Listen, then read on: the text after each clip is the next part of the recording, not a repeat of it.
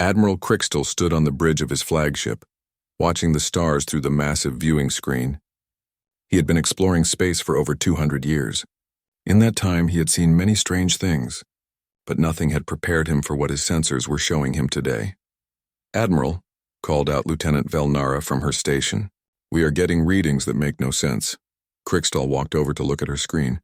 The numbers dancing across the display made his blood run cold. Something was out there in the darkness of space. Something big. Something that should not exist. "Show me," he said. The main screen changed to show a long-range scan of the area ahead of them. At first, Crixtal saw nothing but empty space and distant stars.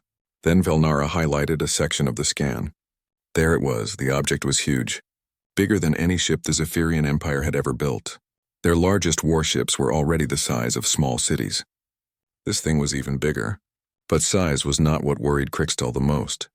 "Look at these energy readings," Velnara said, pointing at another part of her screen. "This ship is putting out more power than our entire fleet combined." Crixtal felt his heart skip a beat. The Zephyrian Empire ruled the galaxy because they had the best technology. Their ships were faster, stronger, and more advanced than anything else in known space. For 3,000 years, no one had even come close to matching their power. "That cannot be right," he said. "Check your instruments." Velnara worked at her controls for several minutes. When she looked up, her face was pale. "Admiral, I have checked everything 3 times. The readings are correct. That ship is real and it is incredibly powerful." Crixtal ordered his science officer to take a closer look. Commander Zektul was the best scientist in the fleet. If anyone could figure out what they were looking at, it would be him. "This is impossible," Zektul said after studying the data for an hour. "According to our scans, this ship is made from materials that should not exist. The hull appears to be constructed from some kind of metal we have never seen before. It is incredibly strong and seems to absorb energy rather than reflect it." "What about the power source?" Crixtal asked. Zektul shook his head. "That is even more strange. We cannot identify how this ship generates power. It does not match any known energy signature in our databases. Whatever is powering that vessel uses technology we do not understand." The Admiral felt a chill run down his spine. The Zephyrian Empire had explored most of the galaxy. They had encountered hundreds of different species and thousands of different technologies. Their databases contained information about every known form of science and engineering. If their computers could not identify this ship's technology, it meant they were dealing with something completely new. "Admiral," Velnara called out again. "The object is moving." Crixtal turned to look at the screen. The massive ship was indeed moving. But it was not moving like any ship he had ever seen. Normal ships in space moved in straight lines or gentle curves. This ship was changing direction rapidly, almost like it was dancing through space. "How fast is it going?" he asked. "That is the problem, Admiral," Velnara replied. "According to our sensors, it should be impossible for something that large to move that quickly. The forces involved should tear the ship apart. But the ship was not falling apart. If anything, it seemed to be moving even faster." Crixtal watched in amazement as the vessel performed maneuvers that would crush any normal crew from the acceleration forces alone. "Sir," Commander Zektul said quietly, "I am picking up something else. The ship appears to have weapons. What kind of weapons? I am not sure. They do not match anything in our databases either. But Admiral, based on the energy patterns I am seeing, these weapons could be incredibly dangerous." Crixtal made a decision that would save his fleet. "All ships retreat immediately. Maximum speed, Admiral." Velnara looked confused. "You heard me. Get us out of here. Now." As his fleet turned and began to accelerate away from the mysterious ship, Crixtal took one last look at the readings. The vessel was still there, still moving in ways that should be impossible, but now it seemed to be heading in a different direction. It was moving toward the heart of the Zephyrian Empire. "Send a message to the Imperial Council," Crixtal ordered. "Priority 1, emergency status." "What should the message say, Admiral?" Crixtal thought for a moment. How could he explain what he had seen? How could he tell the most powerful government in the galaxy that they might have found something stronger than them? Tell them we have discovered a ship of unknown origin. Tell them it appears to be more advanced than anything we have ever encountered, and tell them it is heading toward our territory. The communications officer worked quickly to send the message. As the fleet continued to retreat, Crixtal kept watching the long-range sensors. The mysterious ship was still there, still moving with impossible grace and speed. "Admiral," Zektul said, studying his instruments. I am detecting something else. The ship appears to have markings on its hull. Can you read them? I am trying to enhance the image now. After a few minutes, Zektul looked up with a puzzled expression. The markings appear to be some kind of writing, but it is unlike any language in our databases. Show me. The main screen displayed a close-up image of the ship's hull. Crixtal could see strange symbols painted on the dark metal. The writing was angular and harsh, completely different from the flowing scripts used by most civilized species. Can you translate any of it? I am trying, Admiral. The computer is running comparisons with all known languages. After several minutes, the computer made a sound indicating it had found something. Sir, the computer has identified some possible matches. It appears to say something like UNSC Infinity, followed by other symbols we cannot translate. Crixtal frowned. UNSC, what could that mean? Unknown, Admiral. But there are other markings as well. Some kind of bird symbol and geometric patterns. The Admiral studied the image carefully. The ship looked like nothing he had ever seen before. Where Zephyrian ships were smooth and elegant, this vessel was angular and brutal. It looked like it had been built for war. Sir, the communications officer called out. Message sent to the Imperial Council. We should receive a reply within a few hours. Good. Crixtal continued to stare at the screen. Continue monitoring that ship. I want to know everything about it. As his fleet moved further away from the mysterious vessel, Crixtal could not shake the feeling that everything was about to change. For 3,000 years, the Zephyrian Empire had been the dominant force in the galaxy. They had conquered or absorbed every species they had encountered. Their technology was supreme, their military undefeated. But now, somewhere in the darkness of space, there was something new. Something that might be even more powerful than the Empire itself. The thought terrified him. Hours later, as his fleet continued its retreat, Crixtal received a reply from the Imperial Council. The message was brief but clear. Return to the capital immediately for emergency briefing. As his ships jumped to faster-than-light speed, Crixtal took one last look at the long-range sensors. The mysterious ship was gone, vanished into the depths of space. But he knew it was still out there somewhere, heading toward Empire territory. Whatever it was, whoever built it, they would soon find out if the Zephyrian Empire was still the most powerful force in the galaxy. The Imperial Council chamber was filled with worried voices. Emperor Zarthul sat on his crystal throne, listening to the heated discussions around him. The enormous room, carved from a single piece of purple stone, had seen many important meetings over the centuries, but none as urgent as this one. Counselor Vexara, the Empire's top scientist, stood at the center of the room. She held a datapad containing Admiral Crixtal's report. Her normally calm face showed deep concern. Your Majesty, she said, bowing slightly, I have studied the data from our deep space reconnaissance fleet. What they found is extremely troubling. Emperor Zarthul leaned forward in his throne. He was over 400 years old and had ruled the Empire for most of that time. In all those years, he had never seen his advisors look so worried. Explain, he commanded. Vexara activated a holographic projector in the center of the room.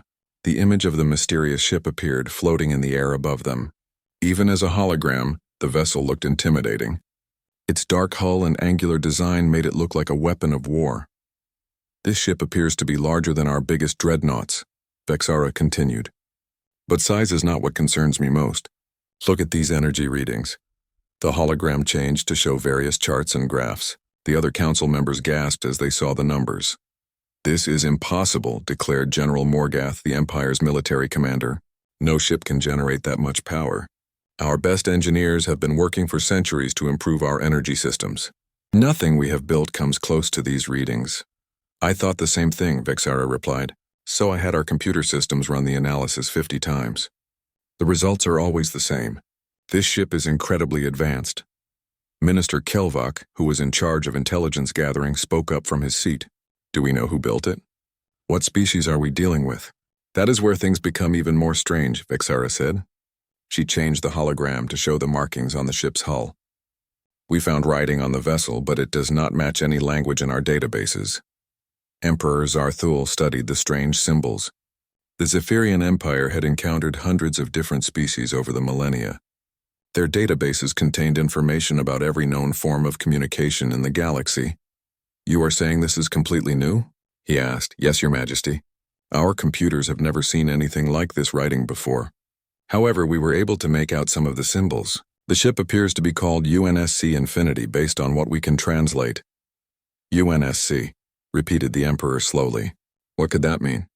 We do not know, sir. But there are other markings as well. Some kind of bird symbol and geometric patterns that suggest a highly organized military structure. General Morgath stood up from his chair. He was a large, imposing figure who had led the Empire's armies for over a century. Your Majesty, I recommend we send a full battle fleet to investigate. If this is a threat to the Empire, we should deal with it immediately. Wait, Counselor Vexara said, holding up her hand. There is more you need to know. I studied the ship's construction in detail. What I found is disturbing. She changed the hologram again. Now it showed a detailed analysis of the ship's hull and internal structure. This vessel appears to be built using not one, but dozens of different technologies. Look here. She pointed to different sections of the ship. Energy weapons, kinetic systems, some kind of exotic matter manipulation, and what appears to be dimensional engineering. All integrated into a single design. The council chamber fell silent. Even Emperor Zarthel looked stunned. That should be impossible, Minister Kelvak said quietly. Most species specialize in one or two forms of technology. The Catharan Empire uses energy weapons. The Mortex Confederation relies on kinetic systems. No one uses everything at once. Exactly, Vexara agreed. But this ship does. Whoever built this understands multiple forms of science and engineering that took our empire thousands of years to develop, and they have somehow combined them all into one vessel. Emperor Zarthel stood up from his throne. The movement caused everyone in the chamber to fall silent. Are you telling me, he said slowly, that we have encountered a species that might be more advanced than us? I am afraid that is exactly what I am saying, Your Majesty. The Emperor began to pace back and forth in front of his throne. For 3,000 years, the Zephyrian Empire had been the most powerful force in the galaxy. They had conquered countless worlds and absorbed dozens of species into their civilization. Their technology was supreme, their military undefeated. The idea that someone might be more advanced than them was almost unthinkable. General Morgath, the Emperor said finally, what is the current status of our fleets? We have over 10,000 ships spread across the Empire, Your Majesty. Our main battle fleet consists of 500 dreadnoughts, each capable of destroying an entire planet. We also have thousands of smaller vessels for reconnaissance and patrol duties. And you believe this single ship could be a threat to our entire fleet? General Morgath hesitated before answering. Based on the energy readings, Your Majesty, this one ship might be more powerful than several of our dreadnoughts combined. The Emperor stopped pacing. The thought that a single vessel could match multiple Empire warships was terrifying. Minister Kelvak, he said, turning to the intelligence chief, I want you to mobilize every spy and informant we have. Search every corner of the galaxy for information about this UNSC and whoever built this ship.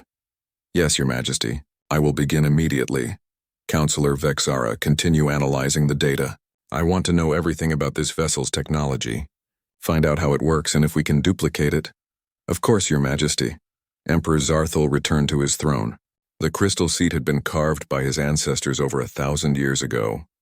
It was meant to symbolize the eternal power of the Zephyrian Empire, but now looking at the hologram of the mysterious ship, he wondered if that power might not be eternal after all. There is one more thing, Your Majesty, Vexara said hesitantly. What is it? The ship's course. According to Admiral Krikstal's report, it was heading directly toward our territory, but it was not moving like a normal vessel.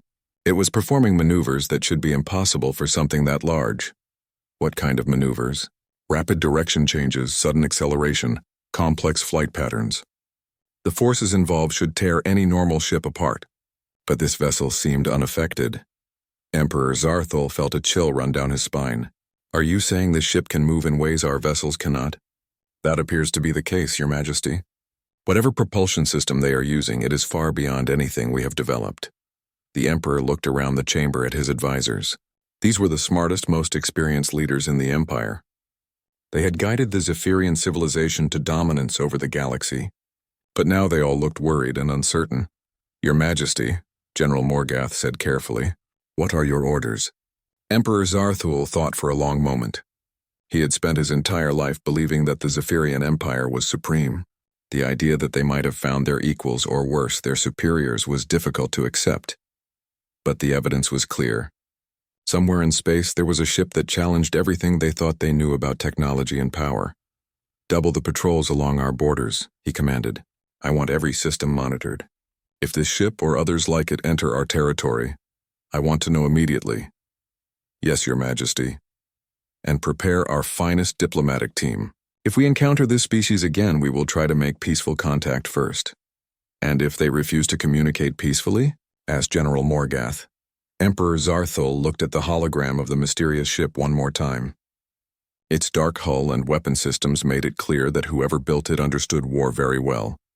"Then we will discover if the Zephyrian Empire is still the most powerful force in the galaxy," he said grimly. Ambassador Quindar adjusted his ceremonial robes as he stood on the bridge of the diplomatic flagship. He had made first contact with over 30 different species during his long career. Each time the process had followed the same pattern. The Empire would approach with offers of trade and friendship. The new species would be amazed by Zephyrian technology and eagerly join the Empire. Today felt different. "Ambassador," Captain Rathnall called from his position, "we have located the alien vessel. It is exactly where our scouts said it would be."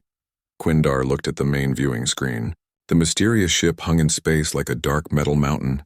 Even from this distance, it looked dangerous. Its angular hull was covered with weapon systems and strange markings. "Are our escort ships ready?" Quindar asked. "Yes, sir. We have 12 battle cruisers positioned around us. They are prepared for any hostile action." Quindar nodded. Normally, he preferred to make first contact alone to show peaceful intentions. But this time, Emperor Zarthul had insisted on military protection. After seeing the intelligence reports about this ship's power, Quindar was grateful for the escort. "Open communication channels on all known frequencies," he commanded. The communications officer worked at his controls for several minutes. "Channels open, Ambassador. We are broadcasting on every frequency used by known galactic civilizations." Quindar stepped forward and began the standard first contact protocol. He spoke in the ancient diplomatic language that most species could understand. "Greetings, unknown vessel. I am Ambassador Quindar of the Zephyrian Empire. We come in peace and wish to establish friendly relations with your people." They waited. The alien ship remained silent. "Perhaps they do not understand our language," suggested the communications officer. "Try the mathematical greeting sequence," Quindar ordered. The officer sent out a series of mathematical formulas that any intelligent species should recognize. Prime numbers, basic equations, universal constants. It was a language that should work anywhere in the galaxy. Still no response. "Ambassador," Captain Rathnall said quietly, "the alien ship is moving." Quindar looked at the screen.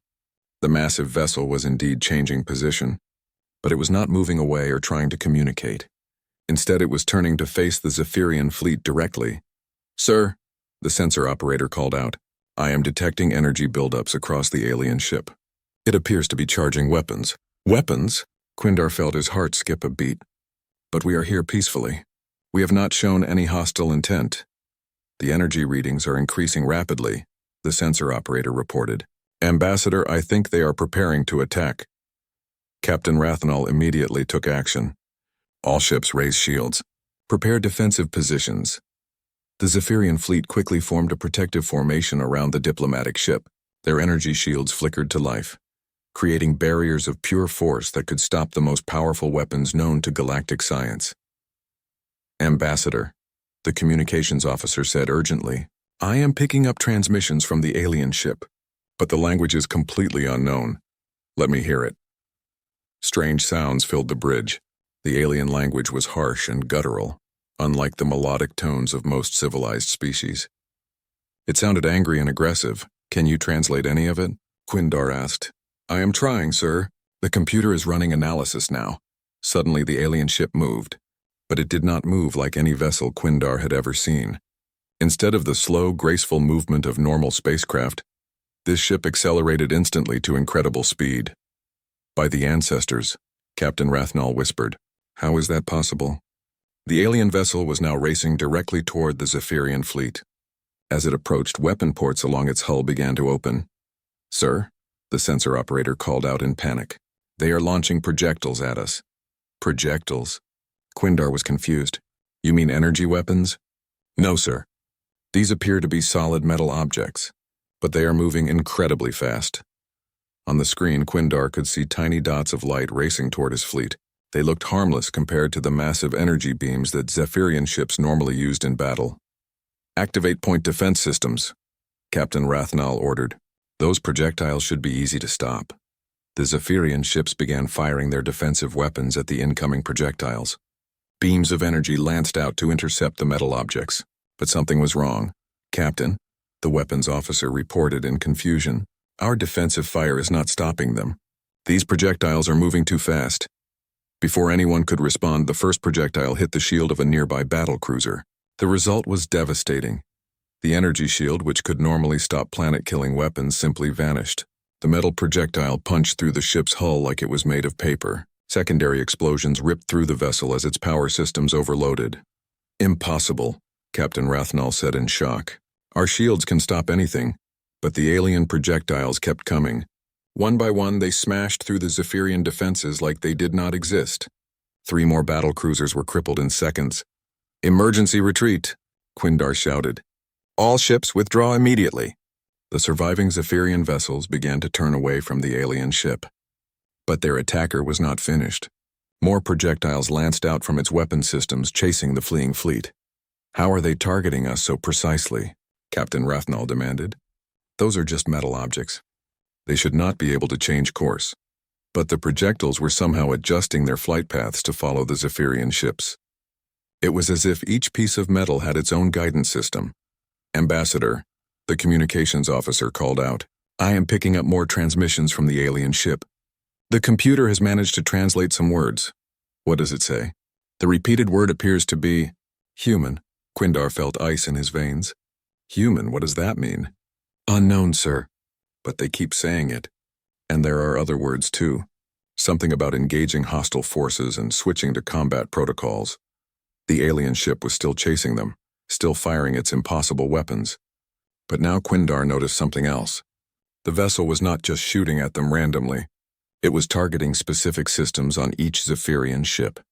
"They are aiming for our life support systems," Captain Rathnal realized with horror. "And our communication arrays. They want to disable us, not destroy us. Why would they do that?" "Unknown, sir." "But this suggests they understand our technology well enough to know exactly where to hit us." Another battlecruiser lost power as one of the alien projectiles punched through its main reactor. The ship went dark, drifting helplessly in space. "Sir," the sensor operator reported, "the alien vessel is launching smaller craft. They appear to be some kind of boarding pods." Quindar watched in amazement as dozens of small ships detached from the alien vessel. They were heading directly for the disabled Zephyrian ships. "They mean to board our vessels," he said in disbelief. "Who does that? What civilized species still practices boarding actions?" But even as he watched, the small alien craft attached themselves to the hulls of the disabled ships. Moments later, cutting tools began slicing through the armor plating. "Ambassador," Captain Rathnal said urgently, "we need to leave now. If they capture our ships, they will learn everything about our technology." "Agreed. Maximum speed. Get us out of here." As the diplomatic fleet retreated at full speed, Quindar continued to monitor the alien ship. It had stopped chasing them and was now focused on the disabled Zephyrian vessels. The boarding action was proceeding with military precision.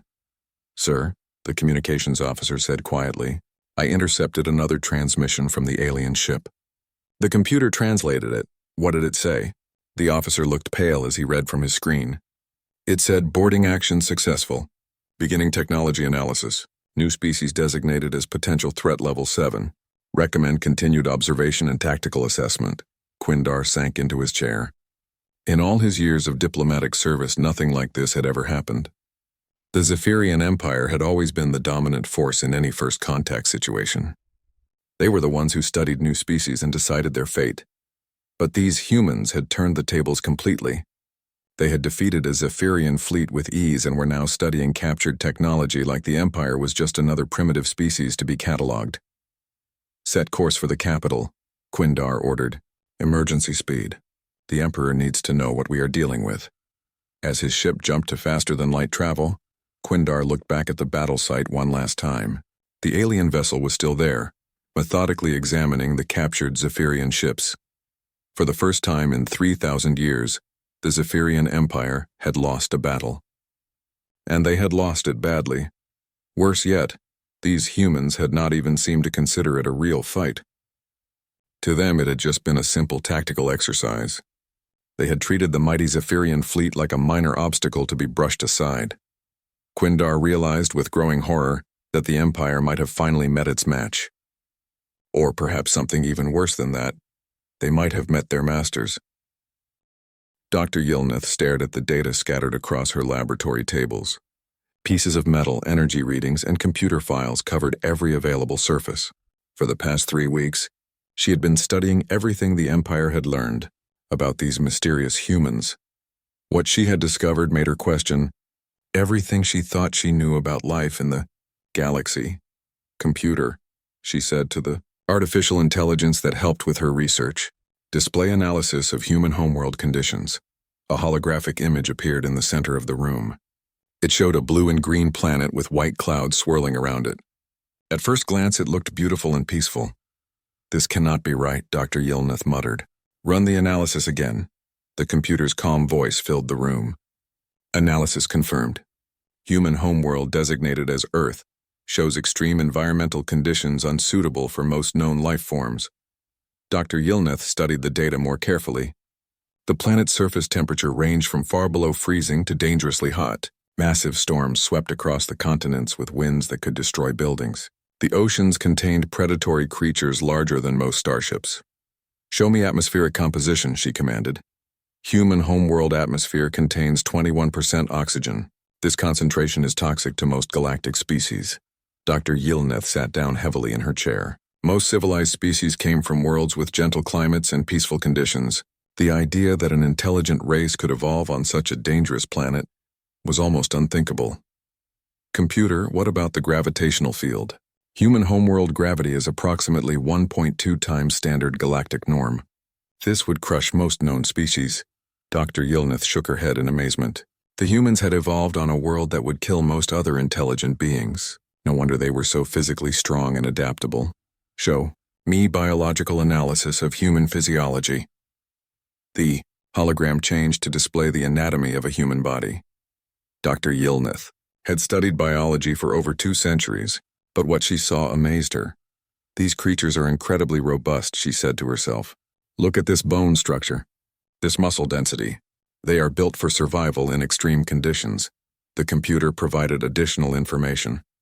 Human biology shows adaptations for high-stress environments, enhanced healing capabilities, superior coordination, and remarkable endurance compared to most galactic species. But it was not just their physical abilities that impressed Dr. Yilnith. It was their psychological profile. Computer display analysis of human cultural and behavioral patterns. The hologram now showed charts and graphs based on intercepted human communications. What Dr. Yilnith saw made her blood run cold. These beings appear to view conflict as a natural state, she read from the data. They have a documented history of almost constant warfare among their own species. Confirmed, the computer replied. Human historical records show over 5,000 years of continuous military conflict. They appear to have fought wars using every conceivable method and technology. Dr. Yilnith stood up and began pacing around her laboratory. Most intelligent species developed peaceful societies once they reached a certain level of technology. War became unnecessary when resources could be obtained through trade and cooperation. But humans seemed to be different. They had somehow turned warfare into an art form. Show me human military technology, she commanded. The hologram displayed images of human weapons and vehicles. Dr. Yilnith gasped at what she saw. They use everything, she whispered. Energy weapons, kinetic systems, chemical explosives, biological agents, nuclear devices. They have even weaponized their own weather. Confirmed. Human military doctrine appears to emphasize adaptability and overwhelming force. They modify and improve captured enemy technology for their own use. This last point was what truly terrified Dr. Yilnith. The captured Zephyrian ships from the recent battle had been completely stripped of technology. The humans had taken apart every system and studied every component. Computer, what is the estimated time for humans to reverse engineer our technology? Based on observed human engineering capabilities, estimated time is 30 to 90 standard days. Dr. Yilnith felt sick. It had taken the Zephyrian Empire centuries to develop their advanced technology. These humans could apparently understand and copy it in a matter of months. Show me human space. Technology, she said weakly. The hologram displayed the interior of a human starship. Dr. Yilneth had expected to see advanced alien technology. Instead, she saw something that looked like it had been cobbled together from a dozen different sources. This makes no sense, she said. Their ships look like they were built from spare parts. Analysis suggests human engineering philosophy emphasizes practicality over elegance. They appear to use whatever materials and methods are most effective, regardless of aesthetic considerations. Dr. Yilneth looked more closely at the images. The human ship did indeed look crude compared to the sleek designs preferred by the Zephyrian Empire. But as she studied it, she began to understand the logic behind it. They built it to be repaired in the field, she realized. Look at these modular components. They can replace any damaged system with parts from other ships. Confirmed. Human ships appear designed for extended operations without support facilities. They can maintain and upgrade their vessels using salvaged materials. This was a completely different approach to space travel than anything Dr. Yilneth had seen before. Most galactic civilizations built beautiful, sophisticated ships that required specialized facilities for maintenance. Human ships were designed to keep fighting no matter what happened to them. Computer, show me human communication intercepts from the recent battle. The hologram displayed translated text from human radio transmissions. Dr. Yilneth read through them with growing alarm. Target acquired. Engaging unknown hostiles. Switching to combat protocols. Recommend tactical analysis of new species. The casual tone of the messages was what frightened her most. The humans had not seemed surprised or concerned about encountering the Zephyrian fleet. They had simply treated it as another combat exercise. Computer, what does this suggest about human military experience? Analysis indicates humans have extensive combat experience against multiple unknown enemies. They appeared to have developed standardized procedures for engaging new threats. Dr. Yilneth sat down again, feeling overwhelmed by what she had learned. The Zephyrian Empire had always assumed they were the most advanced military force in the galaxy. They had conquered or absorbed every species they had encountered. But the humans were something completely different. They were a species that had been forged by constant warfare on a death world. They had turned survival into a science and conflict into an art form. Computer, final question. Based on all available data, what is the threat assessment for human military capabilities? The computer was silent for a long moment, processing all the information. When it finally responded, its words confirmed Dr. Yilneth's worst fears. Threat assessment. Critical. Human military capabilities appear to exceed Zephyrian Empire standards in multiple categories. Recommendation. Avoid direct military confrontation. Seek diplomatic resolution or strategic withdrawal. Dr. Yilneth looked around her laboratory one more time. All the data, all the evidence pointed to the same conclusion. The Zephyrian Empire had finally encountered a species that might be stronger than them, but it was worse than that. The humans did not just have better technology. They had a completely different approach to existence itself. Where other species sought peace and prosperity, humans seemed to thrive on challenge and conflict. They were not just another advanced civilization. They were something the galaxy had never seen before. They were a species of warriors who had somehow turned the brutality of their homeworld into a galactic advantage. Dr. Yilneth began composing her report for the Imperial Council. She knew her words would cause panic among the Empire's leadership. For the first time in 3,000 years, they would have to admit that they might not be the strongest force in the galaxy. The age of unchallenged Zephyrian dominance was ending. The age of humanity was about to begin, and Dr. Yilneth was not sure the rest of the galaxy was ready for what that would mean. Emperor Zarthul sat alone in his private chambers, staring out at the stars through the massive crystal windows. The report from Dr. Yilneth lay on his desk, its contents more terrifying than any nightmare he had ever imagined. For 3,000 years, the Zephyrian Empire had ruled the galaxy without question. They had conquered hundreds of worlds and absorbed dozens of species. Their technology was supreme, their military undefeated, their dominion absolute. Now, everything had changed. A soft chime indicated someone was requesting entry to his chambers. "Come," the Emperor called. General Morgath entered, his usually confident demeanor replaced by obvious worry. "Your Majesty, we have received additional reports from our border patrols." More human ships? Yes, sir. They have been spotted in 17 different sectors over the past week. Always alone, always observing our forces, always staying just outside weapon range. Emperor Zarthul stood and walked to his window. In the distance, he could see the lights of the Empire's capital city, home to billions of Zephyrian citizens. All of them depended on the Empire's strength to protect them. What are they doing out there? According to our intelligence analysis, they appear to be studying us. Each ship stays in position just long enough to scan our defenses, then moves to a new location. How many ships have we confirmed? General Morgath consulted his datapad. At least 30 different vessels, sir. But the disturbing part is that each one is different from the others. Emperor Zarthul turned from the window. Different how? Different designs, different weapon configurations, different energy signatures. It is as if they have dozens of different ship classes, each optimized for specific missions. The Emperor felt a chill run down his spine. The Zephyrian Empire used standardized ship designs across their entire fleet. It was more efficient and easier to maintain. But the humans seemed to approach warfare with endless variety and adaptation. Sir, General Morgath continued, there is something else. Our codebreakers have intercepted more human communications. What do they say?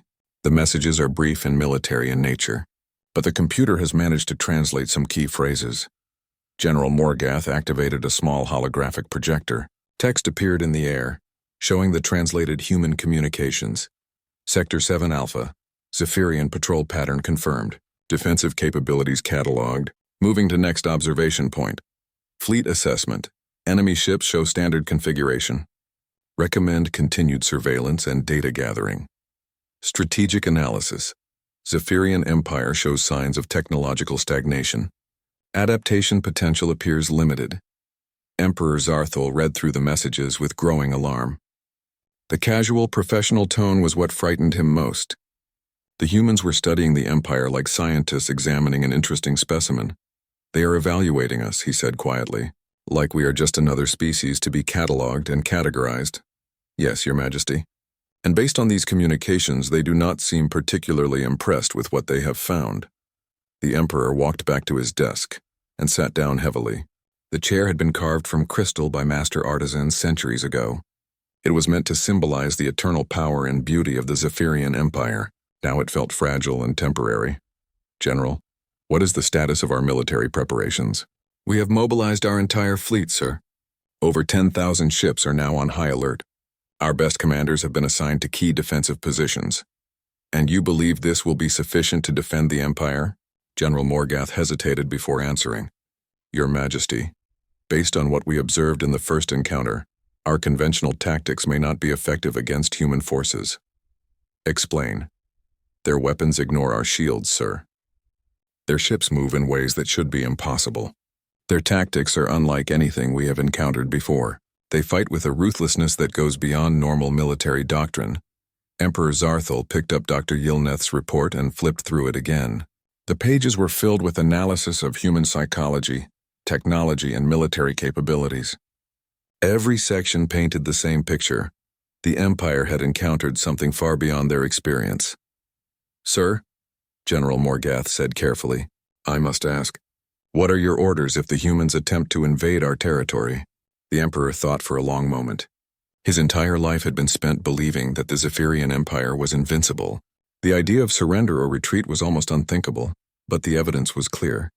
The humans were not just another species to be conquered. They were something else entirely. Something that had turned warfare into a science and survival into an art form. Sir? General Morgath prompted. Before the Emperor could answer, an urgent chime sounded throughout the chamber. It was the signal for an emergency communication from the Imperial Fleet Command. Your Majesty, came the voice of Admiral Krixtal through the communication system.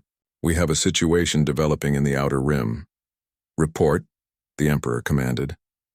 We have detected a massive human fleet approaching our territory. Sir, there are hundreds of ships. They are not trying to hide their approach. Emperor Zarthul felt his blood turn to ice. How long until they reach our border?